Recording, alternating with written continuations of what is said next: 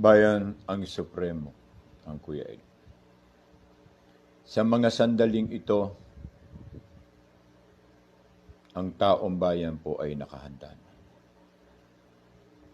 Nagkakapit-bisig at nagkakaisa po sa panawagan ng aming Pangulong si Sara Duterte upang magkaroon ng isang centralized na tinig at magkaroon ng power base sa konstitusyon na ilahad ng taong bayan ang tinig ng pagbabago.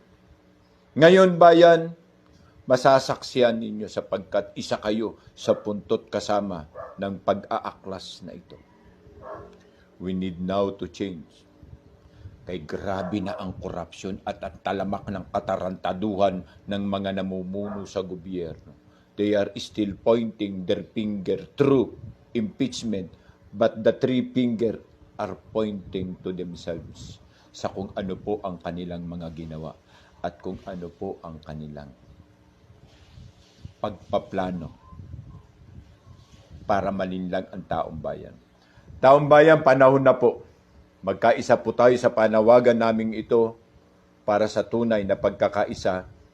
Sama-sama po tayong babaguhin ang bulok na sistema ng ating pamahalaan. Sama-sama po tayo lumaban.